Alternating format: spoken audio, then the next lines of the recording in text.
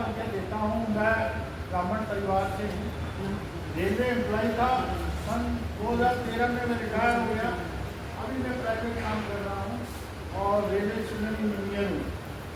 मेरा ब्राह्मण संस्थाओं से जुड़ने का एक ही उद्देश्य है कि समाज के अंदर जो कुरीतियाँ फैली हैं, जैसे दूसरी गैर जातियों में ब्राह्मणों के परिवारों के विवाह, ब्राह्मण परिवारों की बच्चियाँ जो अपने विवाह के अंदर, अपनी शादी के अंदर, अपनी पढ़ाई के अंदर कमज़ोर रहती हैं, उनको आर्थिक सहायता देना, ऐसे बच्चे जो पढ़ना चाहते हैं और उनको साधनों की कमी है उनके लिए साधन देना, और हमारे ब्राह्मणों के लिए ऐसे संस्थानों का निर्माण करना जो गरीब आदमी की सहायता कर सकें, कानूनी सहायता दे सकें। उन लोगों के लिए मेरा जीवन समर्पित है। धन्यवाद।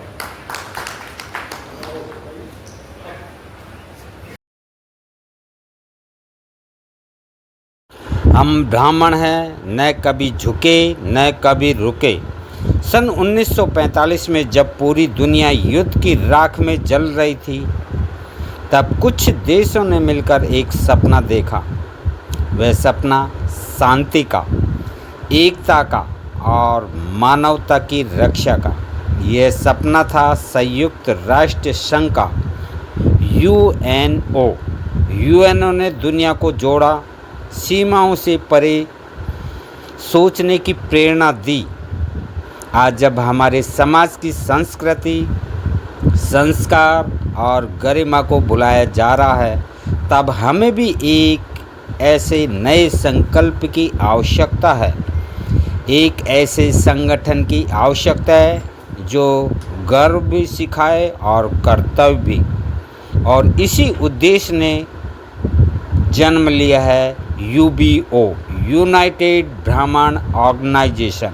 यह संगठन जातिवाद के विरुद्ध नहीं, यह संगठन किसी की आलोचना करने के लिए नहीं, यह संगठन है ब्राह्मण समाज के सम्मान उत्थान के लिए। हमारा उद्देश्य प्राचीन गरिमा की पुनः स्थापना, शिक्षा, रोजगार और सामाजिक सहयोग को सशक्त बनाना, युवाओं को अपने गौरवशाली इतिहास से जोड़ना। जैसे यूएनओ विश्व के लिए एक चेतना बना, वैसे ही यूबीओ ब्राह्मण समाज के लिए एक चेतना बनेगा।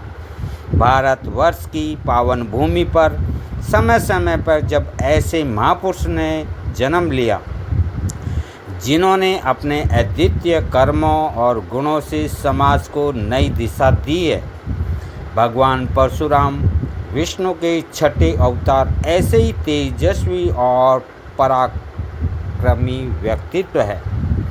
उनकी जयंती अक्षय तृतीया के दिन एक महत्वपूर्ण पर्व के रूप में विश्व भर में मनाई जाती है। यह दिन न केवल उनकी वीरता और न्यायप्रियता का स्मरण कराता है, बल्कि हमें धर्म और सत्य के मार्ग पर चलने की प्रेरणा भी देता है।